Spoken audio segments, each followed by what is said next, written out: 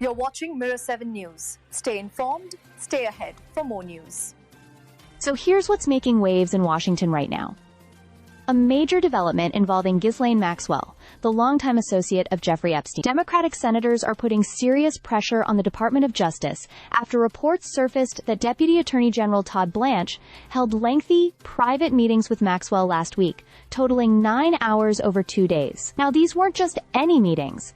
According to sources, Maxwell was granted limited immunity during those conversations, which immediately raised red flags for some lawmakers. In response, Senators Dick Durbin and Sheldon Whitehouse sent a strongly worded letter to Blanche, demanding a public commitment that the DOJ will not advocate for any sort of pardon or sentence commutation for Maxwell. Their concern?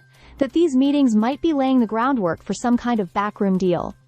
The senators described the timing and nature of the meetings as perplexing. And honestly, it is unusual. Normally, interviews like these would be handled by line prosecutors, people who've been deep in the case from day one. But for the Deputy Attorney General himself to step in personally?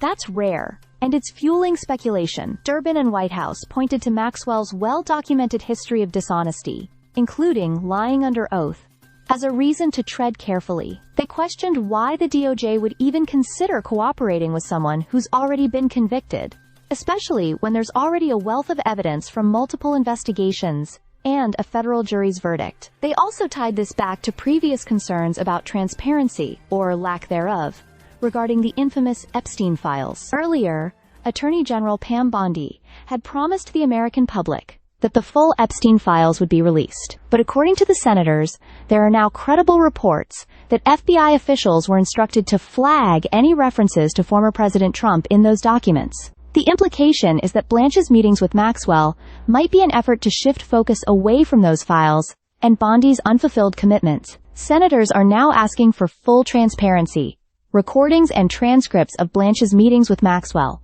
the terms of her limited immunity, and, most importantly, a commitment that no clemency will be granted in exchange for whatever information Maxwell may be offering. They're also pushing for a release of the Epstein files, as originally promised. When reporters asked Trump whether he'd consider pardoning Maxwell, he didn't rule it out, saying simply that no one's asked him about it yet. In the end, the real issue here is public trust, whether justice is being served, and whether powerful people are being held accountable, no matter who they are or what secrets they hold. Stay subscribed for more videos.